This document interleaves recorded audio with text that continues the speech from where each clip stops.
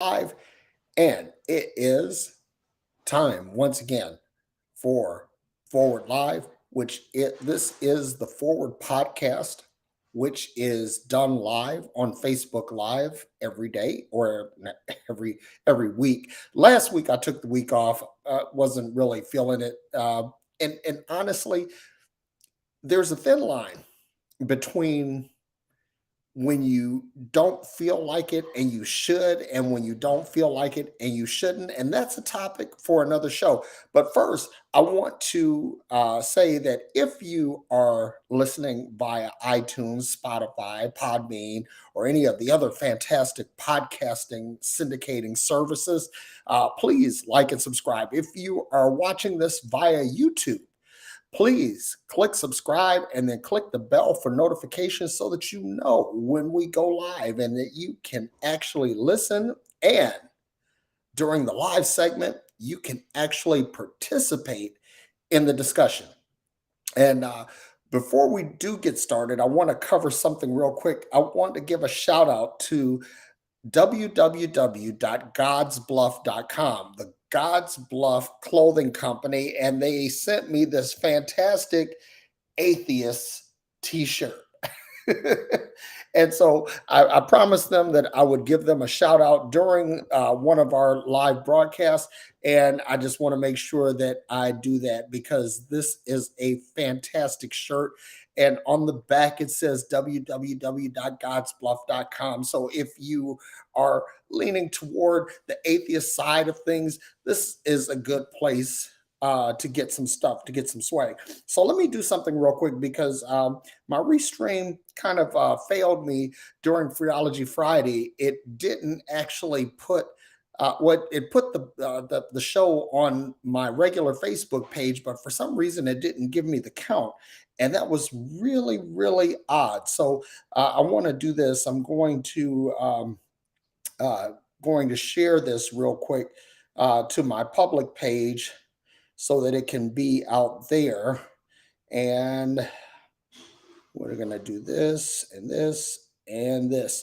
And so now we are just about ready to go. So, one of the things that was a challenge to me when I was a man of faith or a man of God was dealing with faith. I mean, faith is something special, um, and by special I mean short yellow bus special. In other words, uh, it's not really based in intelligence. And I'm not saying that people of faith are dumb. I'm just saying that frequently smart people get hold of dumb ideas. I'm looking at you, Trump supporters. So anyway, uh, today I want to talk about the difference between faith and confidence. Why they're absolutely not the same, even though they are frequently conflated. They're very different, and they operate in different ways. Now, again, when I was in faith, I recall the scripture from the book of Hebrews. Now, faith is the substance of things hoped for and the evidence of things not seen. And I would cite this, quote this, speak this, because I had to have faith for the things that I was expecting but could not yet see. And and honestly, there is a little bit, and this is why every great lie has a grain of truth. And this, when you think about something, I think about the guy from the Skidmore Architecture Company who first envisioned the uh, the Burj Dubai, or the Burj Khalifa as it's called now. And this is the tallest building in the world. And somewhere this existed in someone's mind before it existed on paper, before it existed in a model, before it existed in reality. things are conceived in the realm of thought before they come into the realm of being. That's just the way things work. And it's not just things that you come from by your faith. It's like this is just a scientific or a natural principle that things occur in the thought realm before they exist in the physical realm, or that there is some consciousness and energy that produces a result before. Anyway, I'm getting off the subject here. Let me stick to where I am because this is really important. So faith is thinking something will happen or expecting a result without evidence. And when you basically, when you take something without evidence, well, P.T. Barnum said that there's a sucker born every minute. And I'm not saying that everybody that's in faith is a sucker, but faith is a sucker play because you're hinging your hope on something that you cannot, or that you don't know. Now, why do I say faith and confidence are different? Because when I was preaching, I used to say that faith is confidence, and no, it's not. See, confidence is something based on something that it's based on what's quantifiable or measurable, what is tangible. In other words, that it's perceptible by the senses, and most of all, is repeatable. Because I remember I used to preach this, that you got to have faith to put the key in the ignition and turn the car on. And and honestly, folks, that's not true. Even if you don't know how a car works, because there are like 1,000 processes that happen between the time you turn the key and the car starts. 1,000 discrete steps for uh, incidents or whatever that happen before the car actually kicks over and it runs. Now, you can say, well, it takes faith to no, because there is math behind behind a car operating. There are engineering principles. There are processes that they can be quantified. They are tangible and they are repeatable. And the proof of that is that people go, and when they go shopping for a car, they look for what? The most reliable car they can get, most people. And that's and reliability is a metric of repeatability. In other words, when you find a car that's reliable, it is because the processes that make the car work and allow the car to operate, to function, that they are tangible and repeatable. They're measurable. They you know, even if you don't know what's actually happening, you know that they will happen because there is some science behind it. There is some logic behind it. There is some reason behind it. And that's the thing about confidence. Because people will tell you, they say, well, have faith in yourself. Well, if you have faith in yourself, what you're saying is that you don't know yourself. That's kind of crazy to try to do things that when you don't understand yourself. There's an old saying, to thine own self be true. When you have faith in yourself, you're not really being true to yourself. But when you have confidence, confidence says that I know, based on my ability, based on my knowledge, based on my personality, based on some things that I know about me, that I believe this is in the realm of the possibility of things I can do. So let's talk about the realm of possibility or probability, because People will say, well, you believe in air travel, but planes crash. And that's absolutely true. Although it doesn't happen very often. I've said this on the record that I believe air travel is the closest thing to a man made miracle that exists. Why? Because it is probably the most repeatable thing that exists.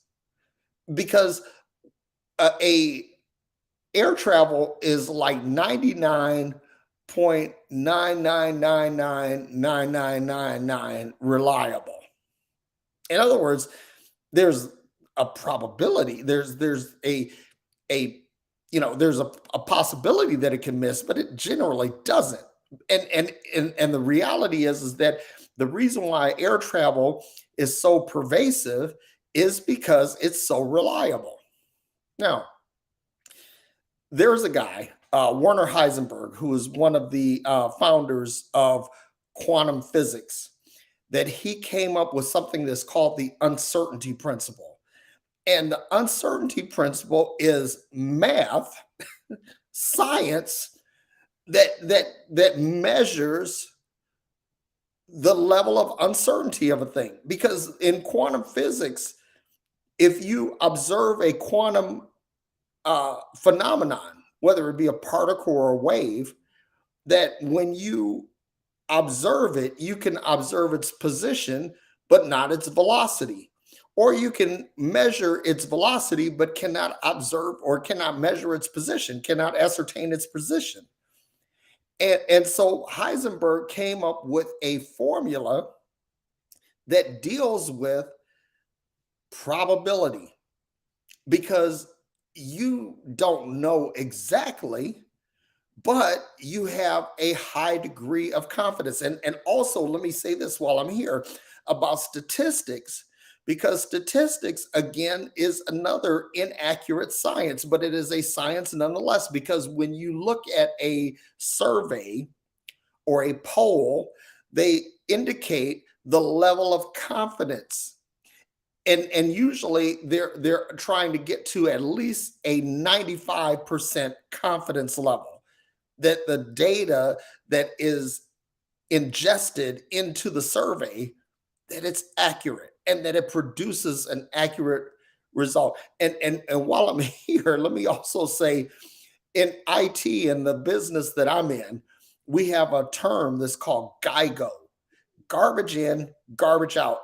If you bring in garbage and process it, all you're going to get is a result that's garbage. You need to make sure that the quality of your data, the quality of your info, or the quality of your data is good to produce a quality information. Okay. So again, when you take information from religious books or theology, and you use this to base your life on, then you are dealing with a GIGO situation, because you're taking in garbage, and at the very best, it will only produce garbage. You're not going to get an objective, measurable result from religion, from theology, from spirituality. You're just not going to get it. Now, on the other hand, if you look at things in terms of logic and reason, in other words, logic just simply says, does this make sense?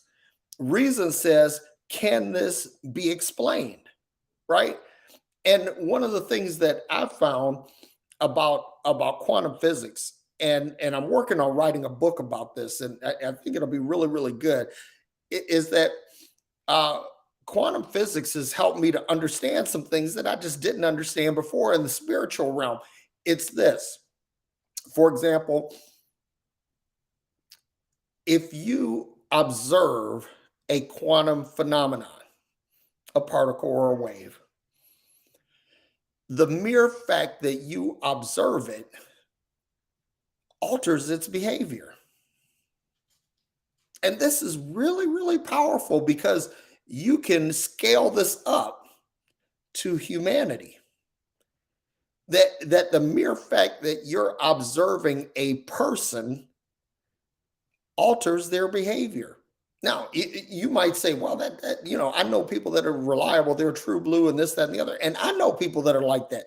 But I also know people that they were one way, and then certain circumstances occurred that caused them to be totally different than what I was expecting. And here's the thing, that we need to ratchet down our expectations and learn to apply some of this uncertainty principle in order to understand things, because you're never going to understand everything perfectly and everything is not going to always make sense, but there is a realm of uncertainty that you have to factor in to everything, and factoring in that uncertainty will prevent you from being disappointed, because if you're absolutely certain of something, when it's uncertain, you're going to be disappointed. And this is why faith is untenable, why it's not sustainable, because it is actually a setup for disappointment. Because when you're putting your belief, you're basing your belief, you're basing your hope on something that you cannot, matter of fact, not only you cannot, but no one can measure it, observe it, or repeat it. Excuse me. So, one of the things that I look at is surgery. When you go to your doctor and your doctor says, hey, we need to do this procedure, well, you want to know, well, what is the likelihood of the success of this procedure? It's number one, right? So there are some numbers that say whether or not a gallstone removal, for example, they know what the success rate of that is, and they know what the fatality rate is. And so you're able to measure the benefit versus any potential failure, right? And so you're able to measure that, and then it's tangible. The doctor has gone to medical school and has studied this and has done this multiple times, right? So you have a level of confidence in in a material outcome, but then finally it's repeatable. That because your gallbladder is pretty much in the same place as everybody else's, that means that the doctor can go in and say, "Oh, I know exactly where to go to get this," and going to get it. And what happens is that all of this confidence results in a favorable outcome. Why? Because you were able to measure it, you were able to uh, sensually observe it, and finally, it's repeatable. It can happen over and over again. This is the difference between faith and confidence. And so what I've come to in my growth, in my intellectual, emotional, spiritual growth, and so where I say that I haven't arrived at, but I'm certainly passing through atheism, because I used to place my faith in a God, and this God wasn't able to do things repeatedly. And frequently, if something happened good in my life, like for example, uh, I've been blessed. Most of my adult life, I've driven nice cars and I've lived in nice homes, and I would always just say, "Look at God, look at God, look at God." But here's the thing: that for every car that I get, somebody got a car repossessed, or somebody couldn't get the car that I get that had the income that I had, or whatever, or that people weren't able to get the homes that I had, or that they lost homes. And so that means that at some point, what you get from a God, you get at the expense of someone else. And if your God is supposed to be not a respecter of persons, then you know. Anyway, that's the difference between faith and confidence. In other words, what I want you to take away from this, the call to action, if you will, is that you learn enough about yourself, number one, and learn enough about the world around you, number two, and learn about the things that you engage in or that touch your life. Because what happens is that when you begin to understand, now you'll begin to effectively observe, measure, and see the repeatability of a thing. And what will happen is you'll come up with a realm of possibility or probability in which you say that given these set of circumstances, I fully expect this thing to work. And that's the difference. Because, see, if you put your faith in a book, or you put your faith in a God, or you put your faith in a dogma, none of this is measurable. None of it is sensually observable, and none of it is repeatable. You just can't you can't make this happen. And people say, well, you just got to have faith. You got to have stronger faith. Listen, I'm going to tell you something. I knew some people that had some really, really strong faith, and they would say, "Oh, I believe that God is going to heal me. I believe that God is going to heal this person, or God is going to do this. God is," and people die, people lose their homes, people lose their jobs, people lose their business, and and and and honestly, if this whole thing about faith were real, then people who quote unquote healed by faith, they would be in the ICUs of hospitals. And I always say this, especially children's hospitals, they'd be in there healing everybody. And then at that point, if there is glory to be given to a God, that God would definitely get that glory, but it doesn't happen. And there you go. So that is my understanding of the difference between faith and confidence. But I want to know what you think. So I'm going to take the link and place it in the chat, and you can join in on the conversation. Now, I'm going to say this up front. What I'm not going to do is I'm not going to debate, not going to argue. And if you're a dick, you will be summarily dismissed. Okay. So, that being said, here is the link. It's in the chat. Or let's do this. How about we just put it in the broadcast? So if if you go to the link, you can chime in, or you can follow the link that should be on the screen. Let me just double check and see if that showed up. Yep, it's there. The link is there. So, and let's look at the comments too.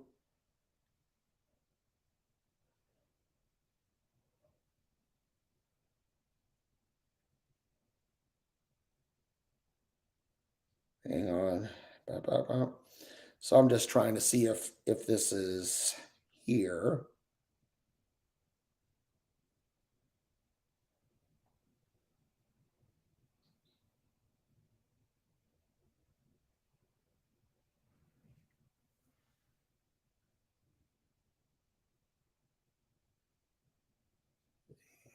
View live chat. Unfortunately, I can't see whether or not I see the link that's on, it's actually on the screen. So if you want to join in, if you have something that you want to say concerning faith and confidence, I'd love to hear it. And if you don't want to hop on the screen, please feel free to leave your comments, or you could send me an email. If you go to, actually, I was going to say go to my website, but my website is under construction. So if you're watching this via Facebook, send me a message, or if you're watching via YouTube or Twitter, just put a comment in, and I will see the comment and I will reply. So yeah, one of the things that I learned is that I had to get past the whole, um, mm, relying on things that I couldn't quantify. In other words, if it doesn't, I operate by this maxim now. If it doesn't make sense, it doesn't make sense. If it doesn't make sense, it's not worth following. If you can't uh, measure it, if you can't observe it, if you can't repeat it, then it's not something that's worth placing your hope in. And I want to, and here's the thing: I don't want to shit on anybody's faith. That's not the goal here. But what the goal is to actually get you to think.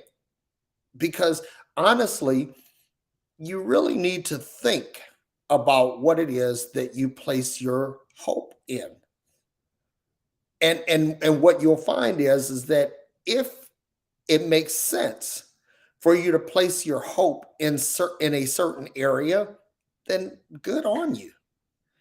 But if placing your hope or misplaced hope will cause all kinds of calamity, up to and including fatality, and I just don't want to see anybody be hurt, uh, be disappointed, or die because they place their hope in something that is incapable of producing. That's really my goal. Uh, because looking back on my life, I spent most of my adult life placing my hope in something that was non-performing. And contractually, basically every contract, every legal contract has a non-performance clause that if one of the parties in the contract fails to perform, then that makes the contract null and void. And honestly, when I look at religion, religion is a complete non-performing entity. It cannot produce the results that it claims to produce.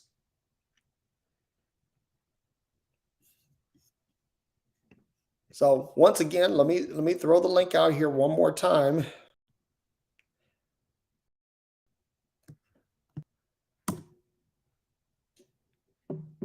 And I know that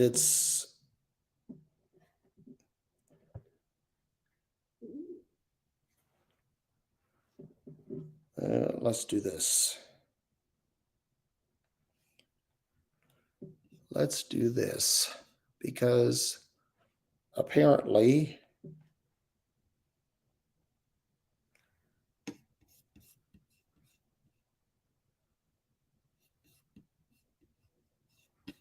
hang on. So I really want to get you guys in here. Excuse me. I'm going to figure this out because it actually isn't doing what I expect that it should. So, but because technology, see, this is something because I have confidence in the technology.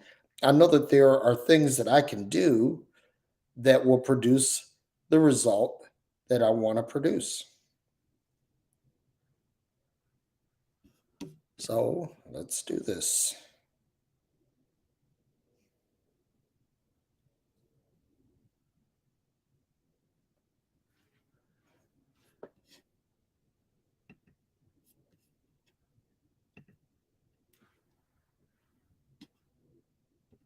Okay, hang on for a second. So for some reason, my iCloud notes are not syncing up. Let's try this. Aha. Okay. So there we go. There's the link, guys. I figured it out. See, that's the difference between between faith. I can say, well, I have faith that it's going to that it's going to produce this, or I can say, well, I know what it takes to actually produce this result, and here's why I have confidence in it. So there's the link, and now everybody should see it, and anybody who wants to join in can click the link and join in. So I'm going to hang out here for a couple of more minutes and try to give folks an opportunity to join in. And dropping this into here. So I want to give some shout outs to C. Rodriguez, to Owens Obadiah, Michelle Smith Lindo. Good to see you. Haven't seen you around in a minute, my sister. And Ben Urban, my man, is all. I always I get excited when I see Ben out here. Ben is one of my favorite people. He and his wife Beth. And let's see, who else do I have out here? And I think that's everybody who's watching. The audience load is a little light today.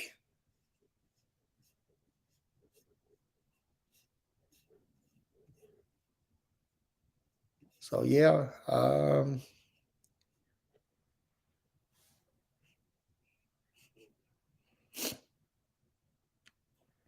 And the link is also on the screen. So if you want to write all of that down and type it all in, and that's a very complicated string, but there you go.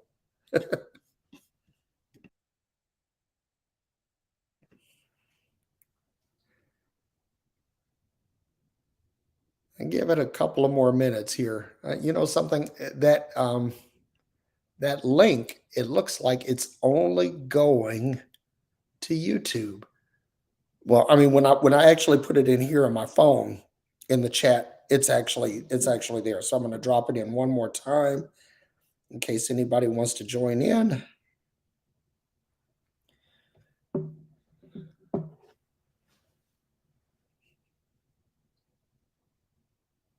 Yeah, but for example, if you let me say this, that if you put faith in a stock, a stock in a corporation, right? And you haven't run the numbers, then if you lose your money, well, that's on you, right? But if you look at a stock and you do the numbers, I always say that unless you're looking at something where um, like for example, I play penny stocks.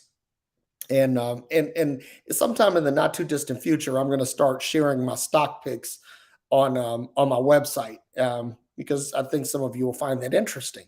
But when I look at stocks that are traded on the Nasdaq or the New York Stock Exchange, uh, I look at fundamentals. I look at balance sheets, and I say, is this company managing their resources effectively? And if they are, that should be reflected in the stock price. And so that drives how I invest. But but when I look at the over the counter and pink sheet, penny stocks kind of things, I give a hall pass to the fundamentals, because the fundamentals don't always drive the stock price. And sometimes it's some form of speculation. But again, the speculation is something that is observable, measurable, and repeatable. And it might be a phenomenon where it happens like this for this particular stock, but it's something that if you look at it over the long haul, that this is something that It could happen anywhere, right? So, Shannon Morris, thanks for watching. Congrats on being made one of the admins of the religious trauma recovery group on Facebook. I know that you're going to be a good steward in that space. But since nobody joined, I'm going to go ahead and get out of here, go get me some breakfast because it is still early here, and I gotta eat. So next week I'll be back, and of course, make sure that you tune in on Friday for Phreology Friday with myself and Aaron Tomlinson, and then also uh, tune in to Spotify, iTunes, Podbean, wherever fine podcasts are hosted, and like and subscribe to the Heretic Happy Hour podcast, where I'm joined by Katie Valentine, Keith Giles, and Matt DiStefano. And we have a rousing good time uh, talking about Bible shit. But, hey, it's a thing. So until next time, may you be happy, may you be well, may you be filled with peace. Talk to you later.